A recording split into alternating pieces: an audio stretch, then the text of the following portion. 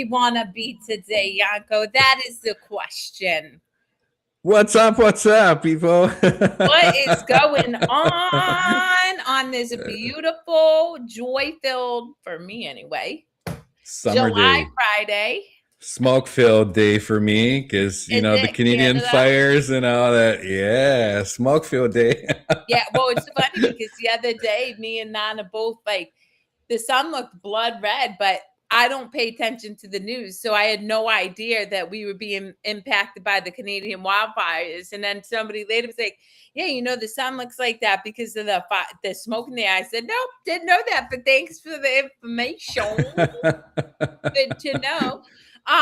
But for anybody out there who is just catching this and have never caught it before, my name is Kerri Lewis, and alongside me is my amazing co-host Yanko. And we do this lovely live show every Friday called For No Particular Reason. And the reason it is called that is because the show really is about nothing in particular. We can talk about anything Exactly. and everything and nothing in between. And it's always a beautiful and wonderful time for me. So thank you, Yanko, for showing up and joining me every Friday to do this crazy thing we call life. Likewise, it's very enjoyable.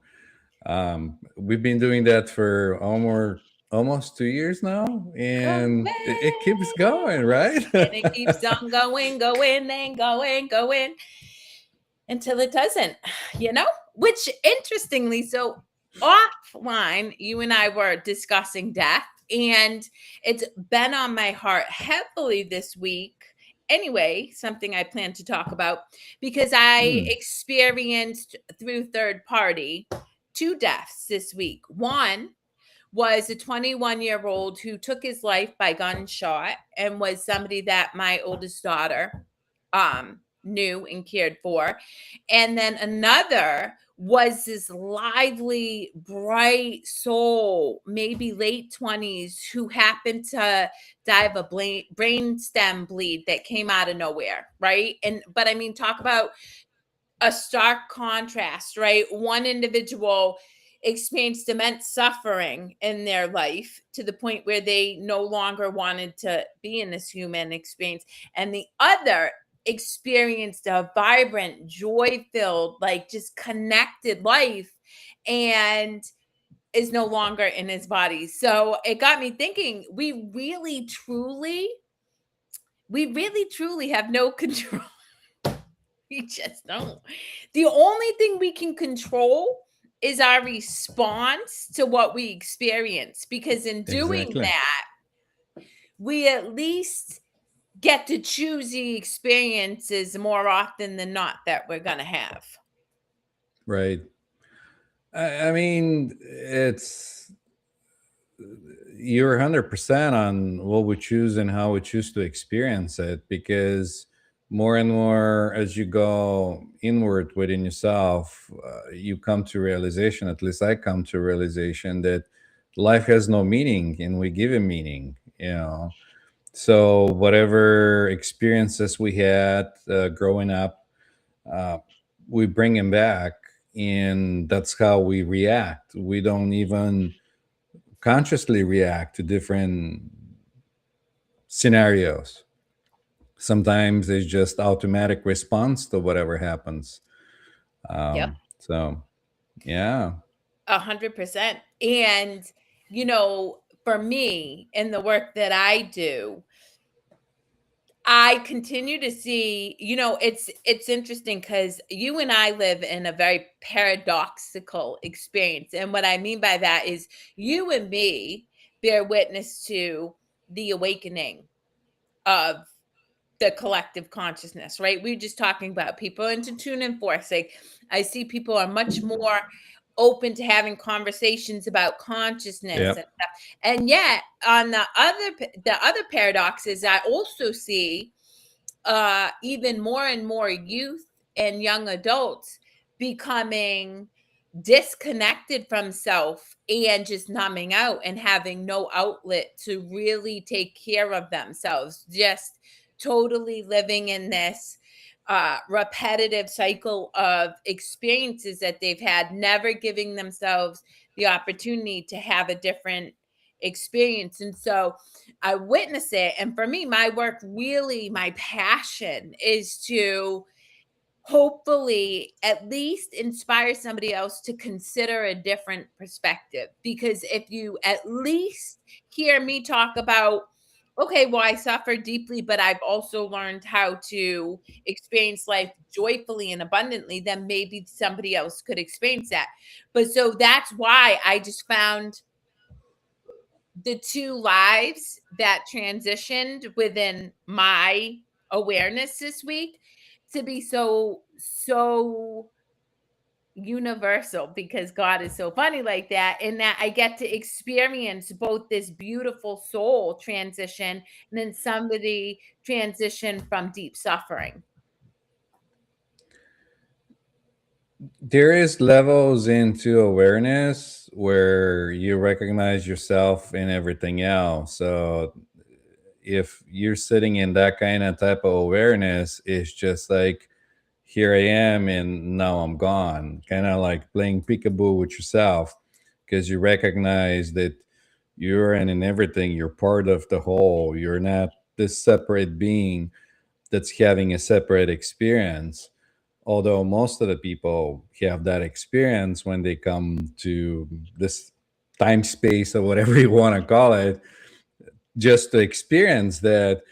And I was thinking of that the other day because I listened to a lecture, and that resonated with me, because when you in the high vibe, when you in the other side or whatever you want to call it, there's nothing going on. There's no, you can't have the experience. In even time space doesn't exist It for, doesn't, because I can hours lapse in meditation for me, and I look up, right. I'm like, what the fuck? It's this time. I thought it was like 8 in the morning. It's like 12:30. I'm like, oh, that's real talk. Yeah, so when, in order for you to have the experience, you have to have this illusion of time space or something coming and going and having this whole separate experience. But in reality, everything is omnipresent in all time space, and omni in every direction and every time. It's not a separate thing. It just gives you the illusion of that so you can have a experience. And again, if you're in this piece and you're like, oh, and you're high vibe and nothing going on, there's nothing to push you to have an experience. So ideally, you separate yourself, you come down, you become this human, and you have human experiences. Yeah. Well, it's interesting because I really thought that I would get to a point in awareness where everything would be bliss. I wouldn't experience, I don't know, people's anxiety or whatever is around me. And that is not true. In fact, I find I'm much more attuned to Yeah, everything than I ever was before. And so it really is a choice at that point, I think, to be in this human experience, right, because, and I was trying to explain it to a family member that last weekend, that, and we've talked about it. Sometimes I think it would be much easier to just go off in the woods and be out. Like, not because I don't enjoy life, but because I wouldn't be um absorbing all of the energy that's around me. And yet, at the same time, I also believe that I have an opportunity to embody love, which is my choice. And in doing so, I stay grounded in right, that love within the frantic energy that I sometimes experience from others. right. I mean, everything it's an experience, and if you come to realization that you're not um, getting and mixing it with your, again, if you think you're having this your own vibration or whatever you think. There's levels to it, but you're already enmeshed in this. You Of already course. came down to this. So that's also another illusion of like, oh, poor me. I'm just gonna stay here and let everything else be out there, and I'll just watch from my safe distance and not react to whatever it's going on. Well, I mean, people do. People absolutely do, and I've done a lot of studying about Kundalini movement simply because I've been very ungrounded lately. And I mean, I ground people. I go out, I do the things, but my energy is like, um, and it's not about poor me. It's what is it that I want or have the capacity to experience in this moment.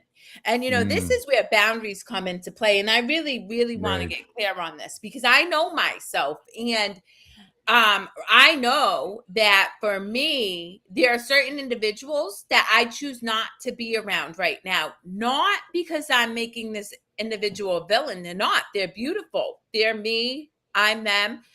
But where I'm at in my own journey does not lend to me being grounded enough to want to be around that.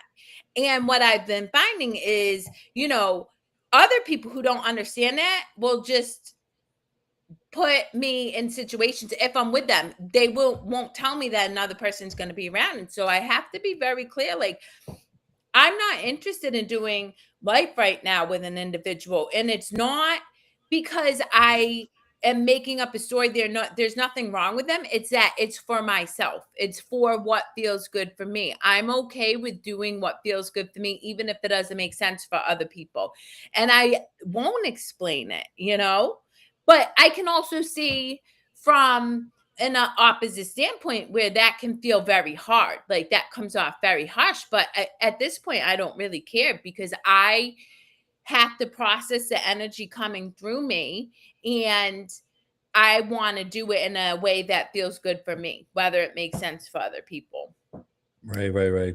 And that's part of the experience. When you're in a certain place, when everything is in your face, like you have your own things that are coming out and getting cleared out, and being around um, different situations could be overwhelming to the nervous system if your Kundalini energy, or not yours, it's not yours to keep, but anyways. The energy that's moving through the channels in Yes, the my body. energy, yeah, that's moving, because that's the universal energy that gives life to everything. Yep. Without it, there's just corpses. There's no animation, nothing. It's alive.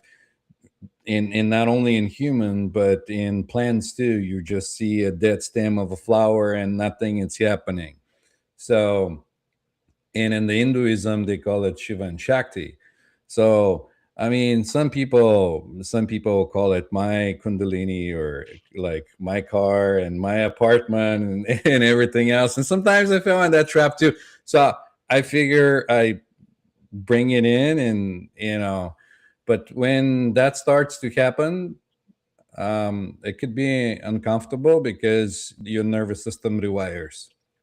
So I know. And I like, look, I will be so honest. I am very intolerant right now, people. Like, and I come from a lot of love, but intolerant in what I want to be around. It has nothing to do with the other person. It really doesn't. It has to be with what I want to be around. Mm, And so, and furthermore, for my own awareness as well, because I want to, like, for me, this energy is moving and it's releasing blocks, right? It brings you deeper connection with yourself. It lets you let go of old patterns of beliefs and behaviors. If I'm around other people who are operating from a lot of unconsciousness, right? Just unawareness of their patterns and behaviors. This is all it is. Uh, I may not be able to differentiate. And in fact, I'll keep it real. At my daughter's graduation party, whoo! I operated from some messy old patterns of belief, but it's fine because I was able to step back afterwards and be like, I see what happened there. Yeah. That's funny, you know. I But mean, yeah. but I could also hurt people who I don't want to hurt, right? Because it's messy. So I get to have that boundary and be comfortable in that boundary. And God love it. Thank God I have surrounded myself. The people who are closest to me can understand that and respect it. To me, I give up on trying to like explain myself to people, or because sometimes people don't even want to understand like They what's don't. going on. Yeah. I'll give you an uh example. Can I give you an example? I'm cutting you yeah, off yeah, go because ahead. that's a really No, that's okay. I I have mean, a very close relative. It's a sibling of mine who every time I talk anything about energy or whatever, they cut me off. And they talk about the most random ass thing, a cup or somebody's sock but here's the thing, right? They're so unconscious because I've actually had the conversation once with them. I'm like, you realize you do this? And they're like, oh no, I don't mind that you talk about that. But and I really believe, like, I believe that they mean it, but I also believe that they're not at that consciousness level where they can even ascertain what I'm saying. Like it has, so they cut me off. And so I really, for me, right, I had to work on not personalizing that because this is somebody who is an immediate family member of mine who I'm relatively close with. And I'm like, this is so not personal. This is so just their awareness versus mine. And they don't even have the capacity to register what I'm saying yet. it's one time in 100%, when that comes out and that energy moves around and you're more aware of like what's going on, and times could feel like Groundhog Day because you keep seeing the same things that people do around unconsciously around you, and you feel like, wait a minute, I was in this situation. Like, am I having deja vu? Like, why am I having this again? Why are we having this conversation again? Yep. So that's one of the things that happens when you're more present, when you're more conscious of your surrounding. um, and not only that, you're noticing a lot of things. At least, like, I'm speaking of my experience, I can notice like different birds and trees, because before I was in the head too much, if I'm walking or doing something, thinking. Now all of a sudden, like, uh, consciousness can go different directions in my surrounding. Like, I can notice a raccoon sleeping in a branch that most people just pass by, Yeah.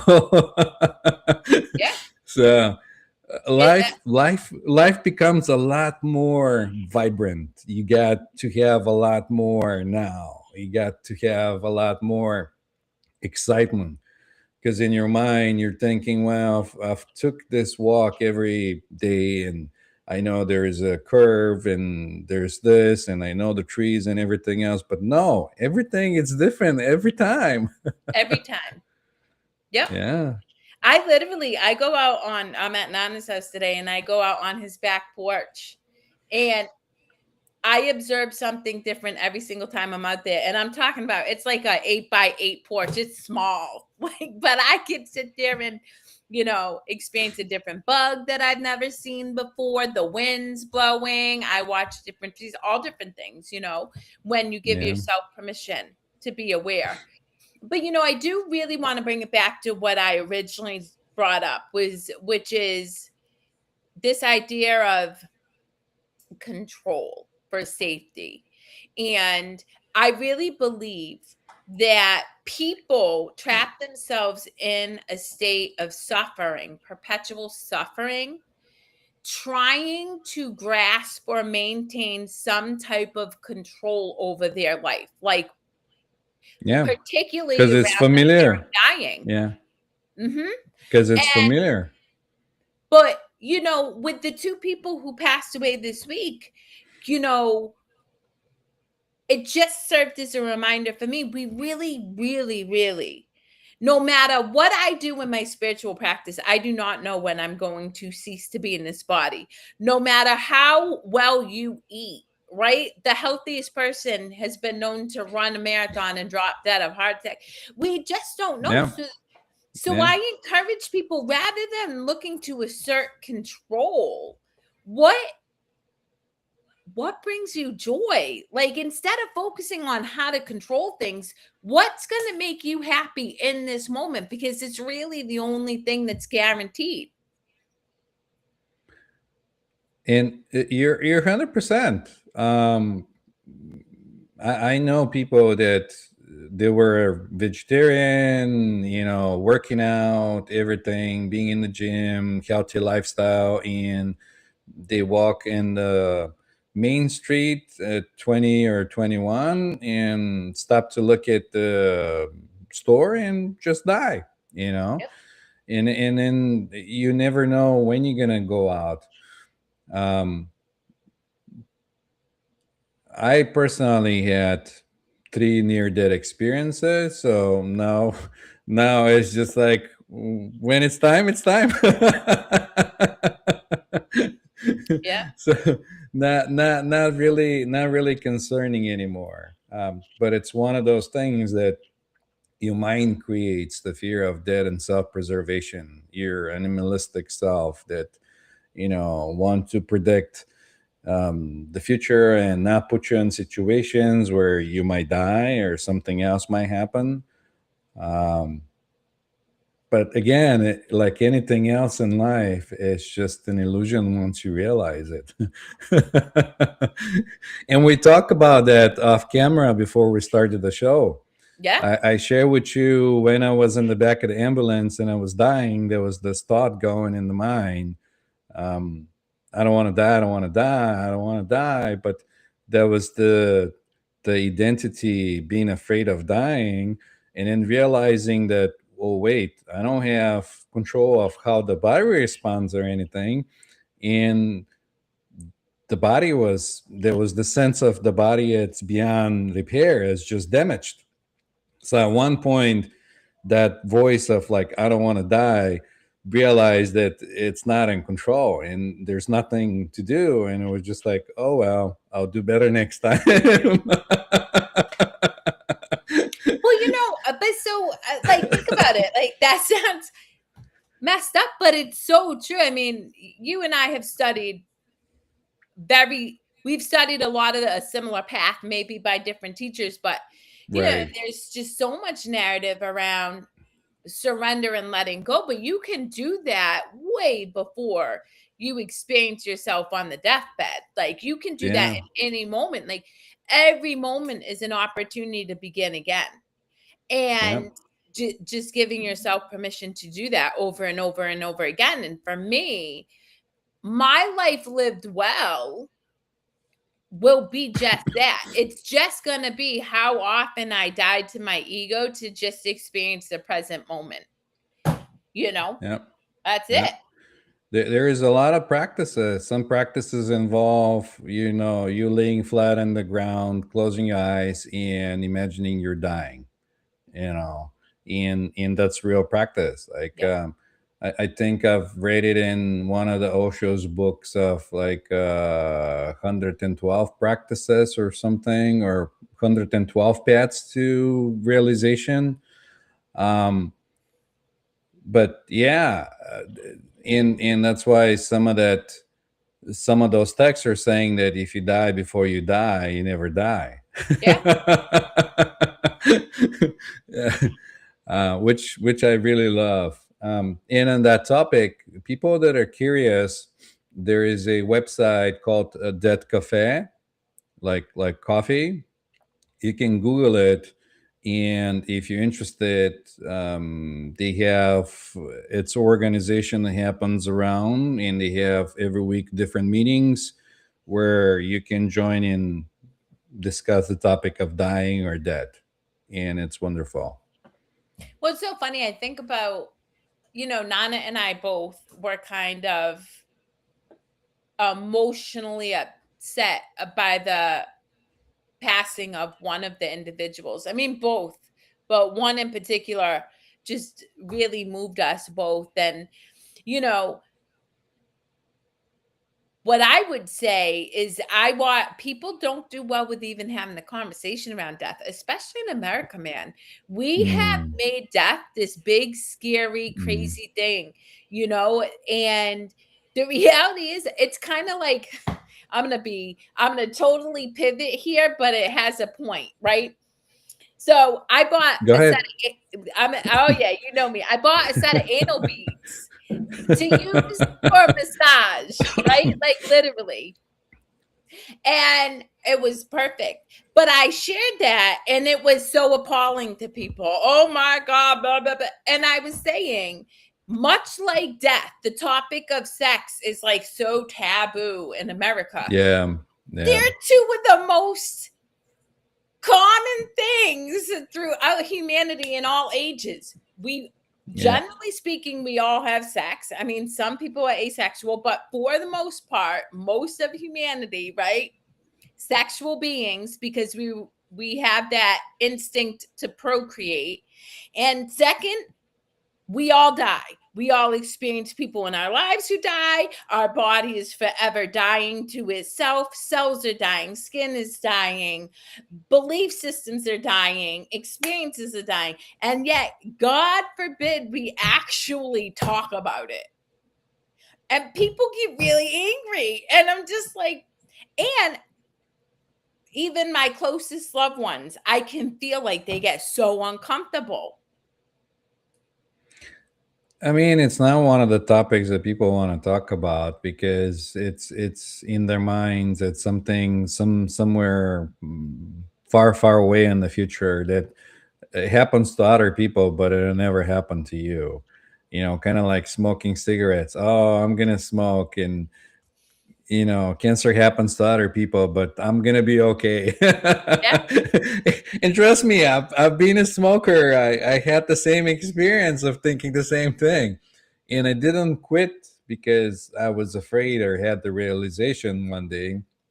I just like anything else, it runs its course, and there was realization that there was no need to do it anymore, and it was just like anything else, we do things to keep ourselves busy and occupied, busy work, because we're too afraid to sit with ourselves or to sit with our thoughts. I think I love that's that what you it said is. that. Because so yesterday, Nana and I was driving Nana to his convention. And for like, I would say 3/4 of the trip, the two of us were just in silence. Like there was no music. There was just, he was doing his own thing in his head. But like, I love that. And I can't tell you how many people I share space with who feel the need to fill the space with noise if there's a monicum of silence in it. And not only that, but to keep yourself. I That happens to me too. If there is just relaxation, there's this kind of like a urgency in the back of my mind saying, "Oh, but now you can be so much more productive. Like you can be going shopping, you can be doing this and that and this and that." And again, taking me out of the now present. And what's wrong with just being in the present? Um, and this is being programmed in society for people to be machines in work and be productive and do all these other things. And that's how I think of it. But in the reality, you're here, and that's good enough that you exist. If you didn't need to exist, you weren't going to exist in the first place. Yeah. Well, so what would you say to the listening audience? What do you do when you catch that narrative running in the background trying to drive you to take action while you're present? Well, it's Because just that, it's realization that it's just a thought. yeah, Like I don't have to react on the thought. It's just something that the mind gives me, and I'm realizing more and more. I've shared that in previous lives that we did. That you what you consume in information becomes you. And you might not notice it, but if you observe yourself, you might notice repeating patterns or things that come about. Even in dreams, and this is why it's good to be grateful for the things that went good through your day before you go to sleep, to put your mind in ease so you can have a easy night of sleep, instead of thinking of tasks and things that you got to complete on the next day, because you fill your mind with those things and it's going to run on autopilot, and you're going to wake up or realize when you're dreaming that your mind was trying to solve the problems that you give it before you went to sleep, because you consume whatever you consume. If you Yeah. consume murder mystery on TV, well, guess what's going to happen when you go to sleep? Or, I horror can't even movies. begin to tell you how often I share that with people. And I'm talking about highly anxious people. Kerri, I don't know why I'm so anxious all the time. And I'm like, well, what are you watching? Da, da, da. Oh no, it can't be that. I'm like, but it Sure, really is. yeah. Oh no, it can't be that. Or the greatest, well, it's everywhere. So like you can't escape it. Yes, you can. Yeah, yes, you can. You set up boundaries within your own choices Yep. and the people you're around, right? Like, for example, one of my family members is like obsessed with talking about politics. They're very biased, they have their very strong opinions, and the other side is a villain. Like, they're horrible people. And every single time, hey, I'm not interested in talking about this. And they keep going on. You know what I do? I walk away. Peace. Love you. Made it clear I don't want to talk about it. I'm outie. And but people just don't realize, and so I watch them suffer from anxiety, feed the anxiety, suffer from more anxiety, feed it with more crap, suffer, feed, and that's what we do. But here is the reality though. You have the right to have no opinion. You always can sit in the middle Yep. and not join the one side or the other side of the duality of things. And being in the present gives you that ability, because you can see both sides and decide if you want to take the one side or the other side, which usually will make you suffer because you go with the one direction or the other instead of being in the middle. And it doesn't give you the opportunity to see it as a almost like an outsider, where you just kind of step back and you look at both views and you say, hmm. And you don't say, oh, it's good or bad or whatever. You Yeah. know, for me, my practice in that, sometimes I'll do that, but sometimes I just don't. I'm like, broken racket. I've heard this 459,000 times. I really don't care. And so I leave. But I always operate from the assumption I'm open to whatever is for the highest good of all. Simple as that. And then I don't have to make a choice, because Yep. if it's Yep. unfolding, Yep. it's going to unfold for the highest good anyway, whether I Yep. have an opinion about it or not. So why have an opinion, you know? And that brings me into the other thing, that you might be in an environment when you're mirroring the other person, and you might not be something that it is you that you're projecting. It might be about them, and you might just reflect their beliefs in do it. Sometimes I do You're so that. funny. I mean, it's fun though, because it spices things up. If you get somebody that it's stuck and you realize they're stuck because you're seeing the same pattern repeats and repeats and repeats, you got to break the pattern and give him some alternative or something else to get him out of that like loop. First of all, because for one, for me, it's like Groundhog Day, not fun at all. I might just sit and watch it repeat, repeat, repeat. But on one point, I'm like, how can I make this more fun? Okay, So, Rusty. yeah. I don't know, Rusty not. I'm just saying. Easy. I don't know. And I'm not seeing any comments today. But the point is Rusty certainly likes to spice things up in life too. Oh yeah, yeah. Again, and some people do that by giving them alternatives. Like say, um, if you're scratching constantly your hands, and you're scratching it in the palm here, and that's becoming something that happens on unconsciously, or whatever you do it, you might say, well, why don't you scratch it on the top? That's also something that you do, kind of like drinking coffee. But if you don't want to drink coffee, you can drink tea. You're still doing the drinking, but you're doing something else to get you out of the loop from Yep. that repeating pattern or whatever you're doing. So sometimes I do that, Yeah. but depends on the mood. But that's exactly it. It's interesting. So I take a 5:15 in the morning spin class on Fridays, and then I take spin classes over the weekend that are later in the day. And I realized this morning, I'm like, at 5:15, my pattern is to sit as far in the back as possible. One, I always like I'll sit here and pray, and I do my own like I sometimes follow the instructor, sometimes don't do what I want. But then Most the people lady, don't.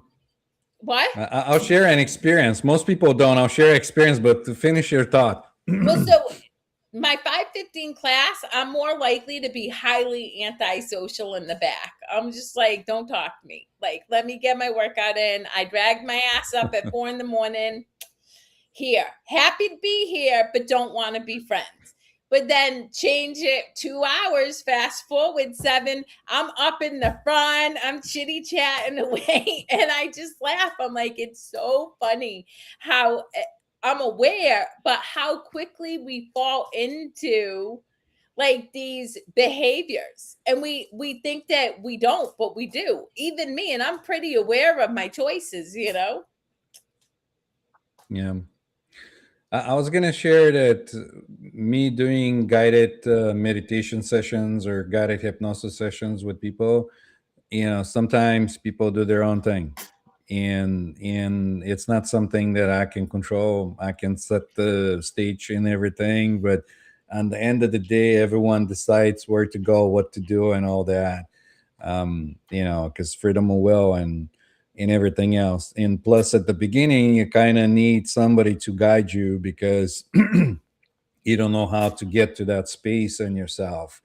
But once you get kind of comfortable and you know your way around, like, I don't need anybody to relax me and get me in this. I just close my eyes and go deep as much as I Yep. want.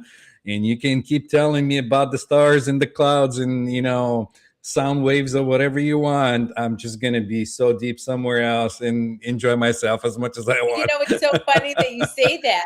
Jamie, who we've had on our show a couple times, took me through meditation. I did exactly that to him. I went so deep. I had no idea he was talking to me. He hung up and was gone for like 40 minutes. And I came back and he had texted me and he was like, yeah, you were gone. And You're okay. but I was But happy. I this was this is blissed the out. yeah. I just figure I'll share with some people so they know that it's something that totally happens and it's normal.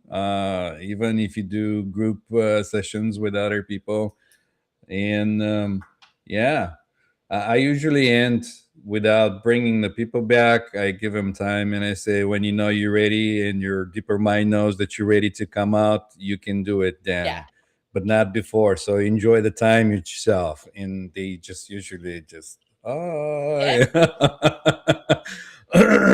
Yep. 100%. yeah. But yeah, it's whatever I'm in the mood for. But generally speaking, I only half listen to my exercise teachers at spin. I'm like, yeah, I'll do some of it, and then some of it I'm not going to do any of that. I don't want to. And it's so funny Well, because I watch an ego come out and they're like, come on, you can do this, just 2 more minutes. And in my head, I'm like, of fuck you, bitch, I course. ain't doing none of that. And I know I can do that. And I know they're I trying had a to get me. similar. I know they're trying to push the class, but I'm like, Right, I right, don't right, have to right, do right, right, nothing. right. Right. I can get Yeah, off yeah, this bike yeah, and leave yeah. if I want.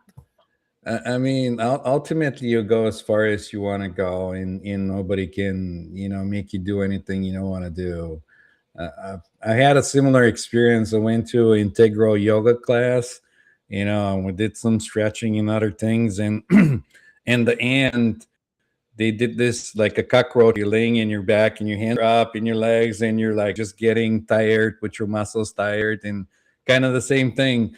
Going around the instructor, and it's like, come on, you can do it, people. Like, Yep. and you see through the room. Some people do, but some people are like, no, this is the max I'm capable of, or the muscles of this body can hold up so much. I'm not in a great shape, or whatever, or this body, it's not in a great shape. Yeah. Well, um, that's my thing. And this is where I encourage people to learn themselves, right? I am uh, I'm relatively fit, right? Like I work out 5 times a week. I sometimes eat like shit, but my muscles can sustain me for a good amount of time. But I've experienced life. I've been in car accidents. So I navigate my body differently than somebody else. So I actually listen to my muscles. Like this isn't about what the instructor's saying yep. or me achieving my max heart rate. It's really truly listening to my body, being present with my body. What can I do? And I see people injure themselves because they're so focused on appeasing the instructor or Right. showing up their friend with how much weight they can press that Right. they've never listened to what their body is telling them they're capable of.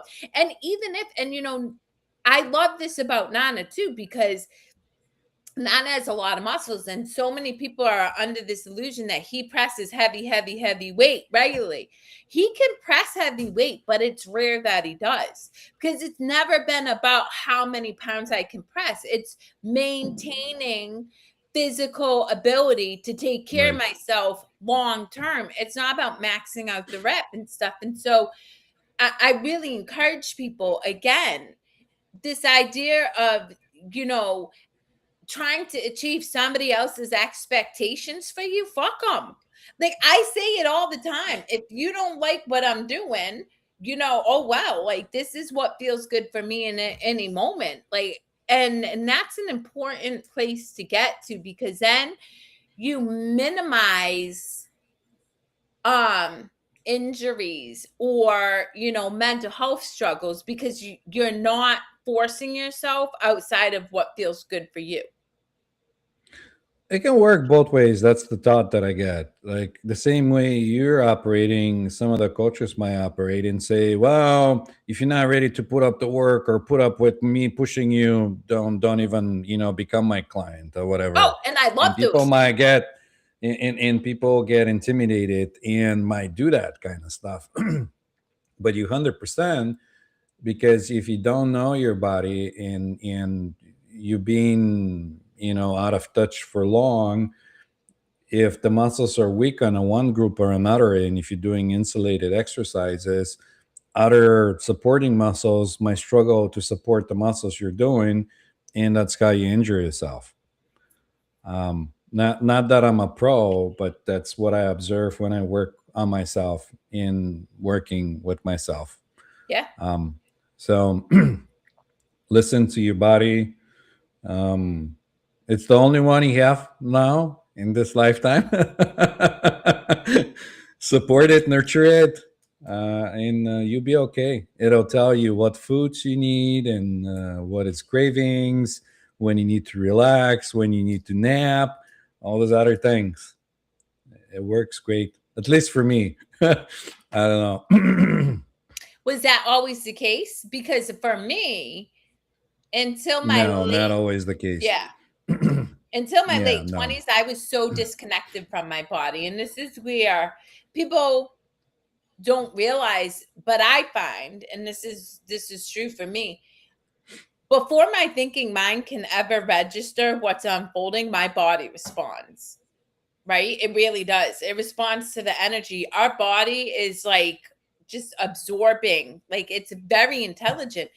But because we've been so conditioned to think we've disconnected from our bodies. So many people are out of touch with their body. And luckily, there's so much more evidence around fascia, all of the like material that covers your muscles, that retains trauma and stuff. So people are starting to get a fundamental understanding how connected your body is. But most of the people I know, and myself included for many years, just was so out of touch with my body. I had no idea, what it needed or how it was responding to everyday environment.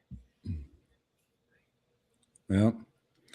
I mean, to me, I think it's more of a mental gymnastics to give your body, your mind, some kind of ideas or knowledge to be able to control things, to feel more safer, to like, oh, like I have this knowledge of how to work out, or oh, I know that margarine it's better than butter or lard, or oh, I know what's better to eat, or like oh, maybe vegetarian food it's going to be the best thing to do because you read it somewhere and you're totally disconnected. Everyone is different. Everyone has a different genes. Depends on where this body or gene was originated. For example, if you're somewhere in the frozen lands when there is nothing but seal meat and clams or whatever you're eating, because it's frozen year round, you think you're going to become a vegetarian and you're going to eat bananas and tomatoes all the time? Is not going to happen. That's in your gene. Your grandparents were living lifetimes and lifetimes and figured the body. And now just because we can move around the world and go in different environments, we think we know everything. I think that's how I see it. I just see it as a mental gymnastic. You give your brain something and it's like, oh, good idea. Oh, now I know I can experiment with this. And who's the one who knows anyways? Real talk. But your Yeah, body yeah. still absolutely, I look at irritable bowel disease, autoimmune diseases, a lot of digestive system issues. I experienced so much tightness in my body for so long. I could see where I would have had those issues if I stayed that way chronically. And so again, your body will tell you what it needs. It's just learning how to listen and not worrying about how you look to the outside person, because they're not going to be able to help you at the end. Even though you nailed it, right? You take people into altered states of consciousness. I work with individuals to examine belief systems, behaviors, and habits. Neither you nor me can ever make an individual who we get the privilege to share life with for whatever time do anything that they don't want to do. Exactly. But here's another observation that I have. I've been blessed to be able to watch how my son grows. And you know, he'll go in the playground and totally stop being aware because he gets so into the play that he's doing. So he'll might bruise his legs or hands or whatever because he's in this like a la la land.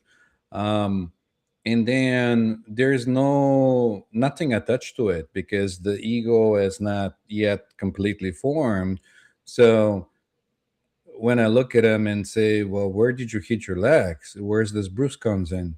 And he just kind of looks at me and he doesn't. Sometimes he doesn't even know, and he goes like, "What bruise?" And I'm like, "This in your leg."